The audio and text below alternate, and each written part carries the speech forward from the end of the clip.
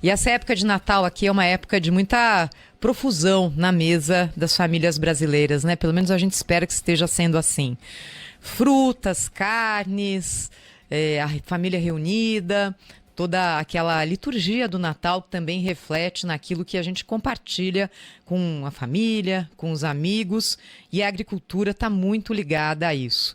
Eu tenho certeza que agora, acompanhando aqui essa conversa que a gente vai ter com o professor Evaristo de Miranda, você vai perceber o quanto o agro está presente no seu dia a dia de Natal. Professor Evaristo de Miranda, doutor em ecologia, pesquisador da vida inteira, uma longa carreira na Embrapa, a grande responsável pela explosão da economia brasileira no campo do agro, está aqui conosco na Rádio Bandeirantes. Professor, obrigada, hein, por falar conosco. Um bom dia, seja bem-vindo. Eu agradeço, é um prazer estar com vocês aqui nesse tempo de Natal. É isso. Professor, o que é o agronatal? Bom, o agronatal, eu acho que ele é duplo. Primeiro, porque a agricultura ela está muito presente em todos os símbolos do Natal, não é? A começar pela própria árvore de Natal, né?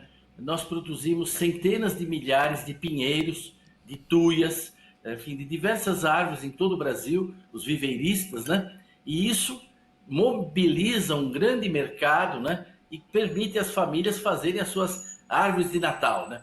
Sobretudo vegetais, né? Vamos evitar o plástico, o petróleo, vamos ser ecológico e fazer árvores de Natal naturais, não é?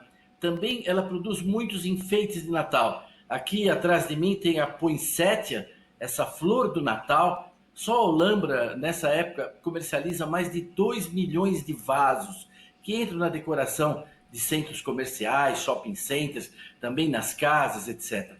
É interessante que se a gente importou muitos símbolos natalinos, até neve de algodão a gente faz aqui, né? Mas a zona tropical exportou lá para os países temperados um símbolo que é essa flor aqui, a poinsettia. Ela foi descoberta no México, ela flore, ela fica assim vermelha na época do Natal pelos jesuítas e a chamaram de flor de Natal e associaram com o Natal, e de lá ela acabou conquistando o mundo. Então o agro está muito presente nas simbologias do Natal. Talvez a mais interessante seja a do próprio Natal, porque Jesus, nos presépios que são representados, montados nas casas, em locais públicos, ele nasce numa estrebaria, quer dizer, num lugar de pecuária, não é? Ali com o boi, com o burro, não é? Logo chegam o quê? Pastores, né? Com ovelhas, com seus cães. Então nós temos vaca, burro, ovelha, cães. Logo depois vem camelo, né? Parecia quase uma feira agropecuária, né? Então, o próprio nascimento de Jesus se dá num contexto absolutamente rural que volta a ser traduzido nos presépios. Mas tem um outro lado que você comentou, que é a fartura nas mesas, né? É isso, professor. E o momento da partilha também, né? O Natal é considerado a festa da família, não é? Então a gente sabe que nessa semana todo mundo aqui já se planejando, organizando que prato vai levar, quem vai fazer o quê. Aí sempre tem a tia que gosta de fazer o pernil, o peru, tem quem leva a maionese, a farofa, enfim. Acho que tem essa liturgia também do Natal à brasileira, que está muito ligada a tudo que sai do campo, né, professor? Verdade. Essa é uma época do ano que grandes empresas do setor frigorífico, elas têm frigoríficos dedicados só a produzir proteínas de Natal, não é? O peru, o chester, carnes especiais, pernis, como você falou, o tender, etc.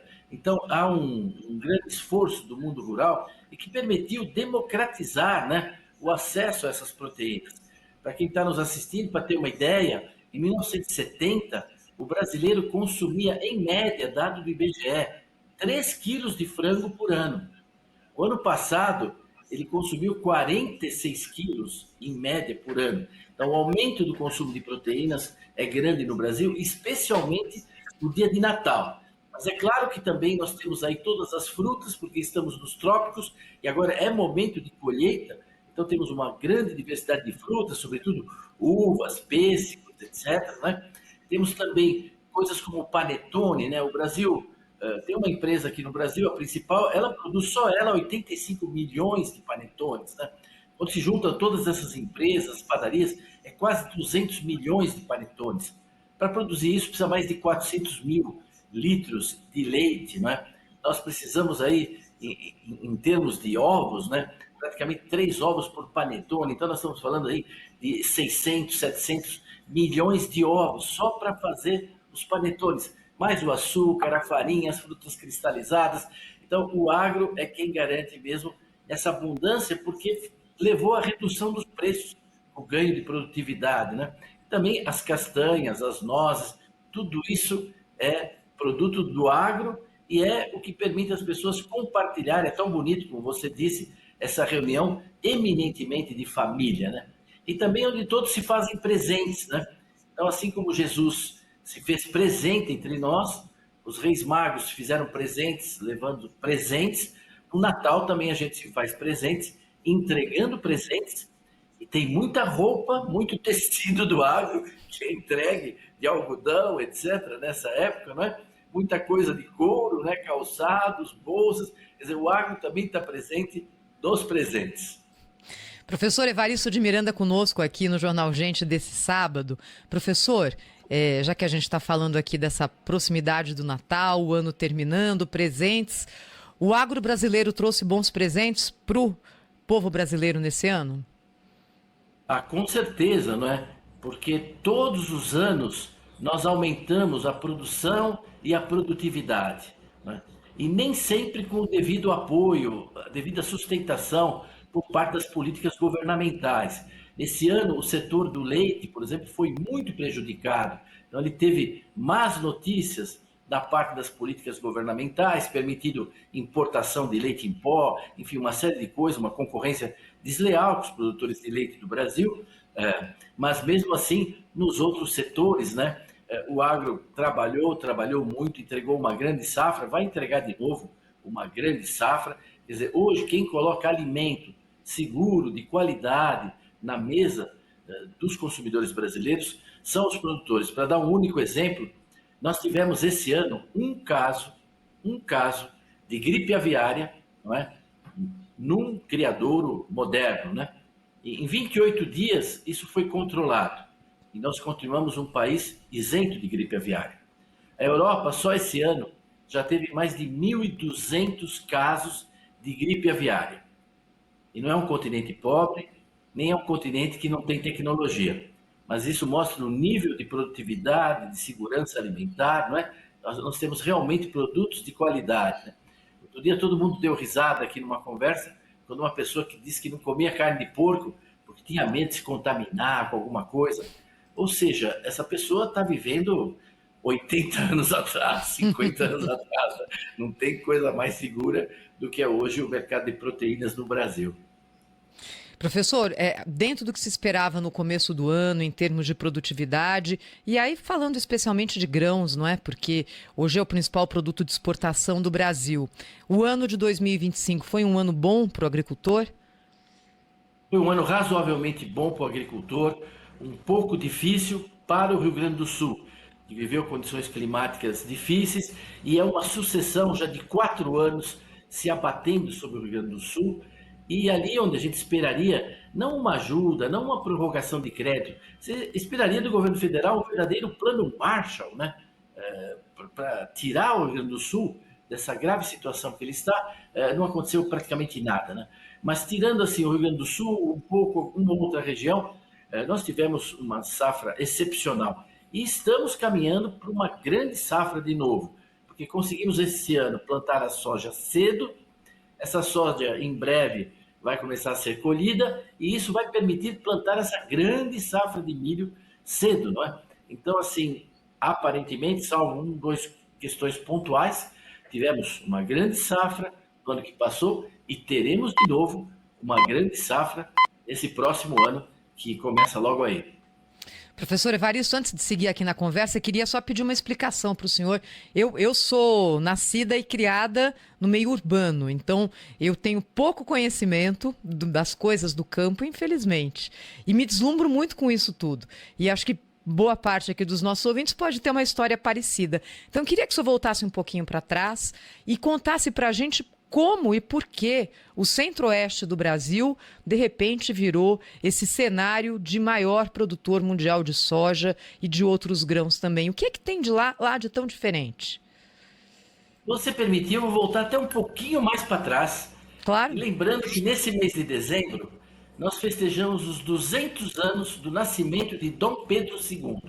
200 anos do nascimento desse que foi o maior chefe de Estado da história do Brasil. E Dom Pedro, durante o seu reinado, ele via que a agricultura brasileira era o futuro do país e precisava investir nisso. E o que eu estou dizendo aqui, ele escreveu, declarou em vários lugares. Então ele falou, eu preciso fazer duas coisas. De um lado, modernizar essa agricultura, trazer tecnologia para ela. Então ele fundou várias escolas de técnicos em agricultura, no Piauí, na Bahia, no Rio de Janeiro, enfim, uma dezena de escolas para formar técnicos em agricultura, criou o Instituto Agronômico de Campinas, quer dizer, um grande centro de pesquisa, enfim, ele criou o Ministério da Agricultura, foi Dom Pedro II. Então ele organizou o lado, porque ele queria acabar com a escravatura, e para isso precisava melhorar a produção e a produtividade. Por outro lado, ele falou, eu preciso trazer outros agricultores para cá, gente empreendedora. Então, ele fez convênios, contratos, acordos com as monarquias da Europa, com o rei de Portugal, o rei da Espanha, o Kaiser da Alemanha, o czar da Rússia, inclusive eram primos dele, né? E até com o imperador do Japão. E trouxe todos esses imigrantes italianos, alemães, suevos, eslavos, enfim, lituanos que vieram para o Brasil, poloneses, etc., e fez uma lei de terras que ele assinou em 1850 que permitiu fazer os projetos de colonização lá no Rio Grande do Sul. Então, essa geração empreendedora veio para o Brasil e fez acontecer o que Dom Pedro queria e disse. Eles vão criar a agricultura do século XX no Brasil. E eles criaram. Só que aí vieram os filhos, vieram os netos. E o centro-oeste não era ocupado porque as terras são arenosas, pobres, não prestavam para a agricultura o cerrado. Se dizia que não prestava nem para deixar de herança, né? Mas com tecnologia, com inovação, com o trabalho da Embrapa, de universidade, do centro de pesquisa, nós fomos capazes de corrigir esses problemas do solo, melhorar a fertilidade, levar variedades adequadas, levar tecnologia e, sobretudo, levar essas pessoas, né, empreendedoras, né, esses gaúchos, como se diz, esses alemães, descendentes, que foram para lá e fizeram hoje do Centro-Oeste o grande celeiro do mundo. O Mato Grosso, sozinho, acho que hoje seria o quarto, quinto produtor de grãos no mundo. Quer dizer, então, é impressionante como hoje nós dependemos, e devemos agradecer muito, a essa agricultura. Infelizmente, ela fica no centro do Brasil, longe dos portos, onde chegam os adubos, muitos insumos, e longe dos portos também, onde se exporta. Então, o Brasil precisa melhorar muito essa infraestrutura logística, mas o Centro-Oeste é isso, é uma história que começa com Dom Pedro, investindo em tecnologia, trazendo gente empreendedora, e essa gente que vai desenvolver a agricultura de Santa Catarina, do Paraná, tudo que a gente conhece, depois seus filhos, netos, vão continuar levando esse dinamismo para lá, e com as novas tecnologias, né, que seguiram essa trajetória criada pelo imperador. Então vale a pena nesse Natal e nos 200 anos relembrar o papel aqui que teve Dom Pedro e, é claro, a ciência e o empreendedorismo na ocupação e no desenvolvimento do Centro-Oeste. Professor Evaristo, olhando um pouco para frente agora, e é lógico que a história é muito importante porque ela mostra até onde a gente chegou e como chegou, e agora olhando até onde a gente pode ir. O Brasil pode dar mais um salto em termos de produção agrícola, porque houve esse grande salto da utilização do Centro-Oeste como celeiro de grãos. Onde mais que a gente pode ter um salto igual ou maior do que esse? Em que região e como? O Brasil continua intensificando a sua agricultura.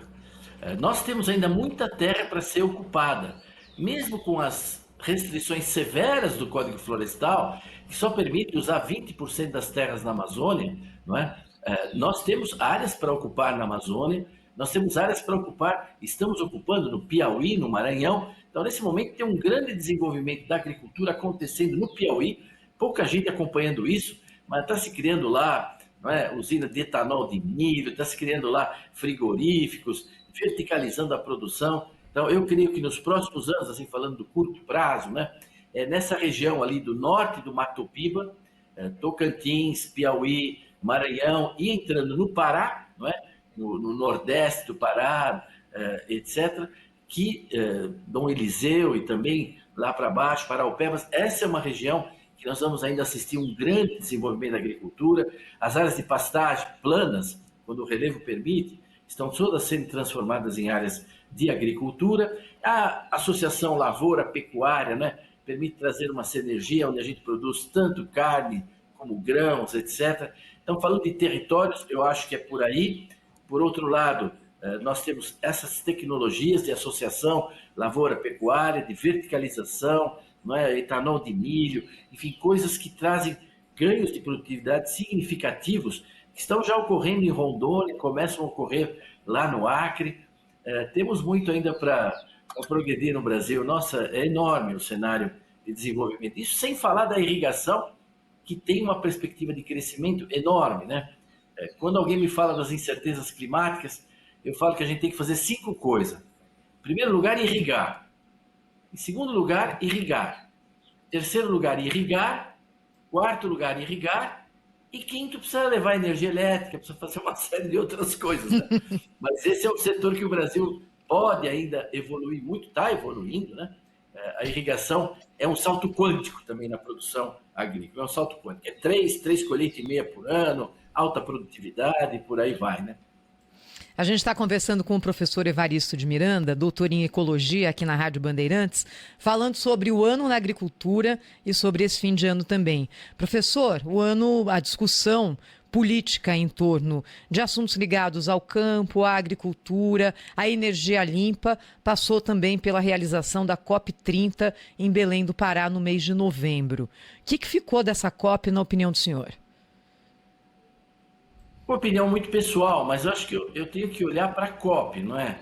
Não assim para o Brasil. O Brasil foi o lugar onde ela aconteceu. O ano que vem vai ser na Turquia, o ano anterior foi em Baku.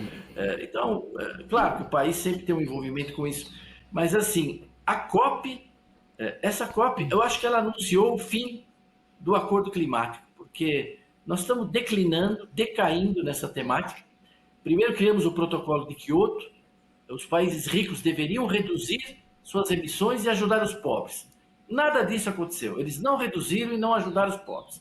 Foi um fracasso total. Aí criamos o Acordo de Paris, não é? Em 2015. 10 anos se passaram, não veio um tostão para os países pobres, e os países ricos só fizeram aumentar as suas emissões. Quer dizer, a China passou de 20% para 30% das emissões do planeta.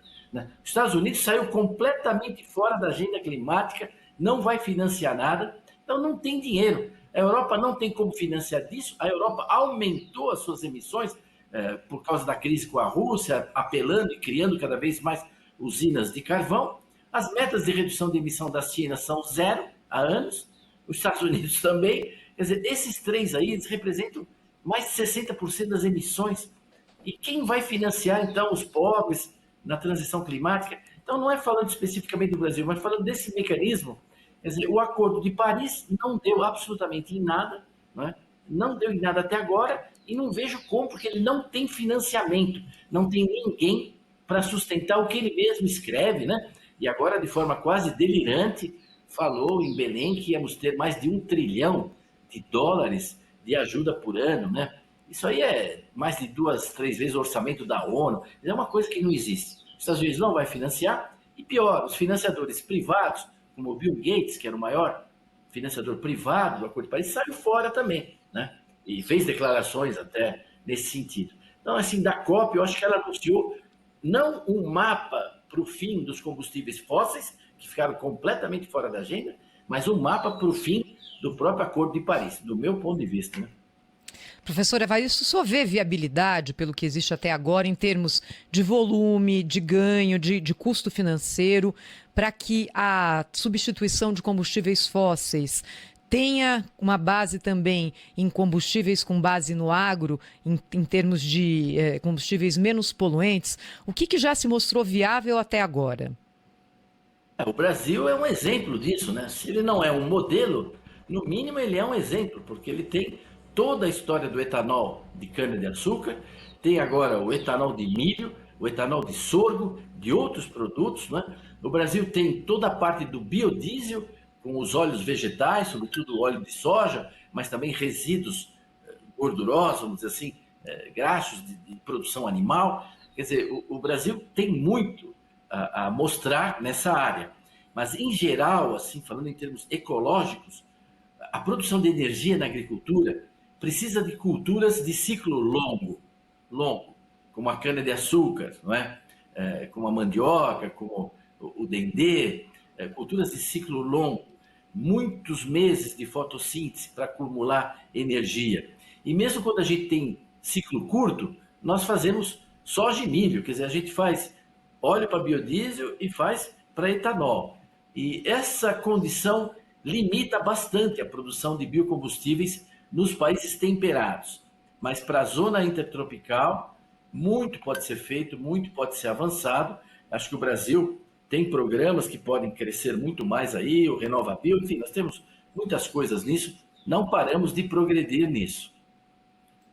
Professor, para a gente terminar aqui a nossa conversa, a gente está em época de Natal e sabe que nessa época, o senhor vai me entender e o ouvinte da Rádio Bandeirantes também. Eu adoro passear na feira, porque é aquela abundância de produto, um monte de fruta, umas que eu conheço, outras que eu não conheço, verduras, legumes, pescados, enfim, aquilo ali é um agrado para os olhos, né? A gente fala, meu Deus do céu, como é que existe tudo isso aqui num país como o nosso e que bom que seja assim.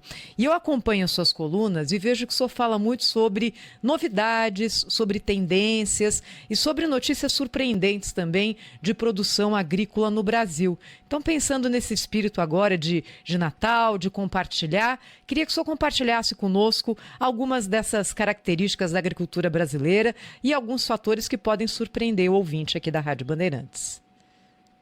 A agricultura brasileira é muito dinâmica, né?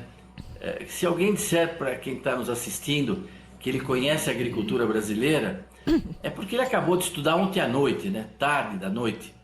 Se ele estudou a semana passada, já ficou desatualizado em alguma coisa, né? Ela muda muito rapidamente, né? Nós temos alguns pequenos exemplos disso que são extraordinários. Um é a produção de gergelim. O Brasil produzia muito pouco gergelim. Em 5, 6 anos, nos tornamos o segundo fornecedor de gergelim da Arábia Saudita, exportamos gergelim.